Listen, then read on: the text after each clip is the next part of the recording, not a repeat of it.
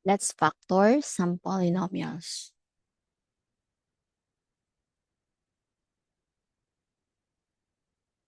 Let's begin with this part, with this example, a raised to 5 minus 3a raised to 4 plus a. So, dito sa taas, meron tayo dito, removing the common monomial factor. What does it mean?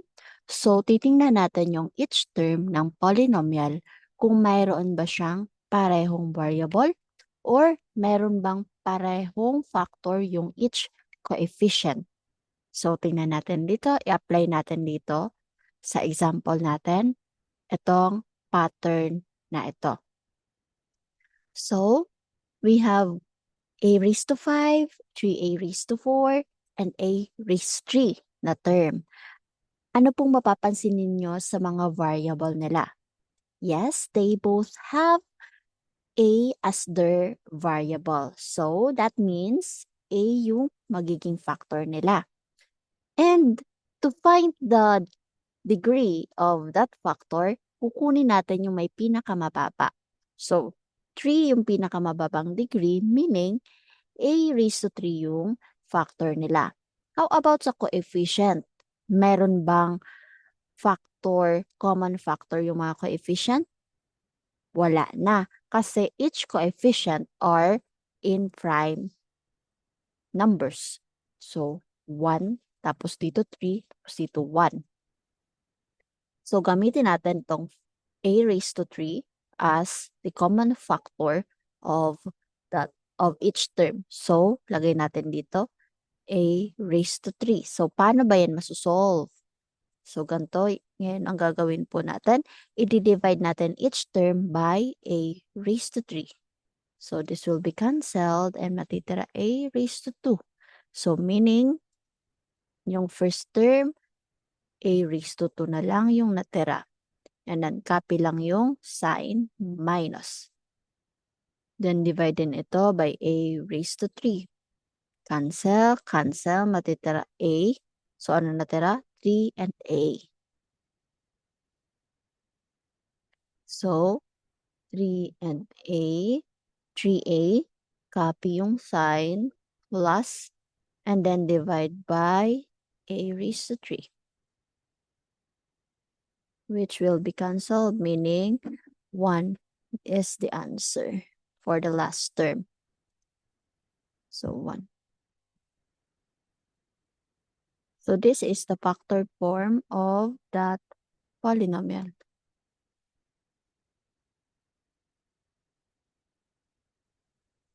Next, we have x raised to 4 plus 2x cubed plus 3x squared. Again, tingnan natin yung variable nila. Yung variable ba magkakapareho?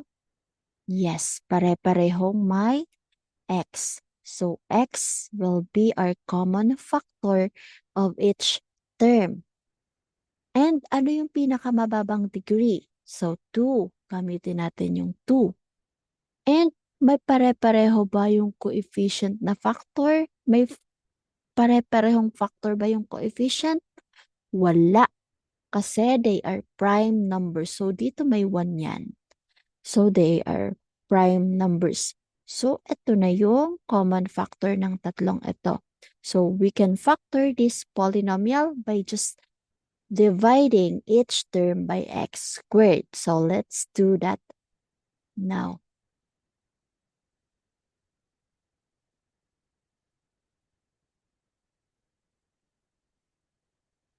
So, equal, lagay natin dito yung x squared and then divide natin each term by x squared. X squared, so this will become x na lang, x squared, and this will be cancelled. So, x squared. And divide by x squared. So, this will be cancelled. Natitira x, and natira 2 and x. So, plus 2x. And then divide by x squared. So, ito cancel ito. Ano natira? Plus 3. So, this will be our factored form of that polynomial. Another example, we have 8x raised to 2 plus 4x. So, tingnan yung variable. Meron tayo ditong x. And then, what is the lowest degree? X lang. And then, the coefficient, which are 8 and 4, which will be divided both by 4. So, meaning this is our common monomial factor of the two term. Write natin dito yung 4x. And then, divide natin lahat by 4x. So, 8x squared divided by 4x. So, matitira na lang is x. And 8 divided by 4, 2. So, 2x. And then, copy yung sign. And then, 4x divided by 4x, which is equal to 1. And this is our factored form of this polynomial. Next, ano yung mga variable na meron sila pareho? X and Y. So, ano yung lowest degree ng X? 2. So, X raised to 2. Ano naman po yung lowest degree ng Y? Y raised to 2. And for the coefficient, ano yung common factor nila? Yung greatest common factor ng 12 and 4. Yes, it's 4. So, ito yung isusulat natin sa labas, which serve as the A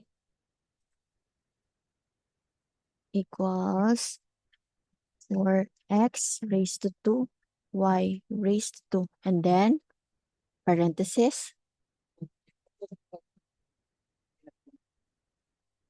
So, divide by 4x raised to 2, y raised to 2. So, cancel itong x squared, wala nang natira. And then, y, may natira pang isang y. And then, 4 divided by 12 equals to 3. Ano yung natirang number dyan? Very good. It's 3 and y. So, meaning, meron na lang tayong 3y sa first term. And then, copy lang yung sign. And for the second term, let's divide it ulit by 4 x squared y squared. So, alis itong y squared. May matitirang isang x. And then, 4 divided by 4 is equal to 1, which is x na lang. So, for the second term, minus x. And this is the factored form of this polynomial.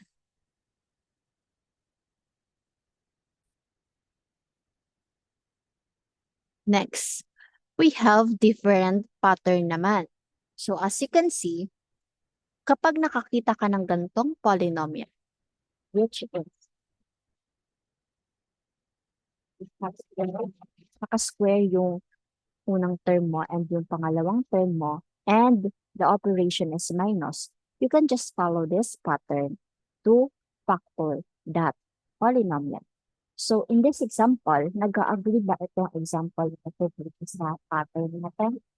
Yes, it is. So, yung a squared, para rin siyang x squared, di ba?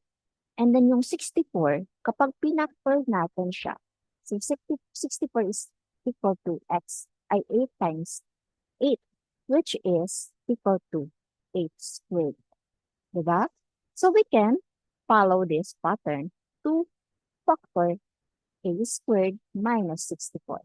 So to do that, let's try to answer this example.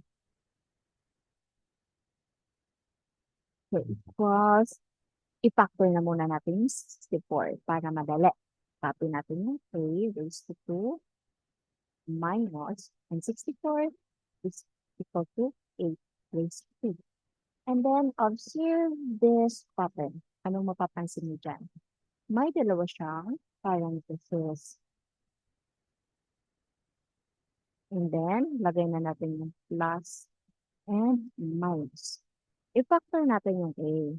So, a, factor niya a squared, o factor niya is a. And yung factor naman ng a squared, factor ng, as answer, square root ng 8 is, square root ng 8 squared is 8. And this is the factored form of this polynomial. Again, nag-agree ba itong example na ito dito sa pattern na ito? Yes, I think. Tingnan nga natin kung nag-agree siya. So, yung x, obviously, and yung 49, ano po yung square root ng 49? Is there a perfect square? A whole number? Yes, because 49 is equal to 7 squared. And then y squared, obviously. So we can factor this polynomial using this pattern. So, lagay lang natin dito yung dalawang parentheses na. And then, lagay natin dito yung side nila. And then, ano yung square root ng x? Yes. Square root ng x squared, rather, is it's x, no? And then, ano yung square root ng 49? 7. Lagay natin dito yung 7. And then, yung square root ng y squared, it's y. So, this is the factored form of this polynomial. You see? Okay, next example. We have 16 minus y squared. Again, kapareho ba ng pattern nito? Itong example natin? Yes, because 16 is equal to 4 squared and then minus then, which is the same with the pattern or the format na nasa taas. So, let's try to factor this. Lagay na tayo dito. And then plus and minus. Ano yung square root po ng 16? It's 4. And ano naman yung square root ng y squared? It's y. So that's it. This is the factored form of 16 minus y squared.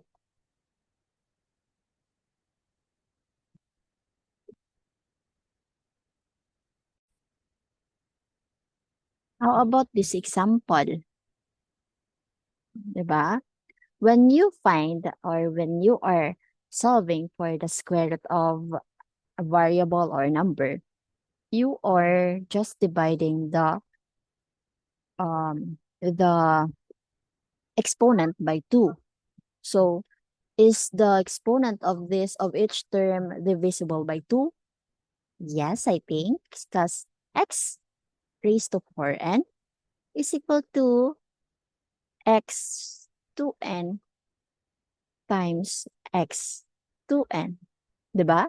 And also y raised to 6n is also equal to y 6n, 3n rather.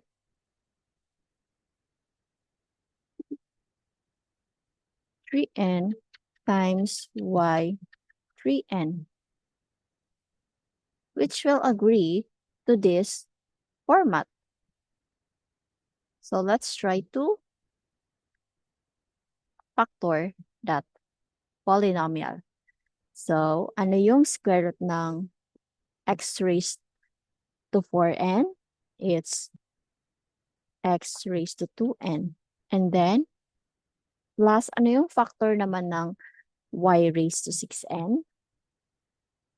It's y raised to 3n. And then, for the second one, lagay lang tayo dito ng minus and yung factor lang ng x raised to 4n, which is x raised to 2n, and yung factor ng y raised to 6n, which is y raised to 3n. And that is the factored form of this polynomial.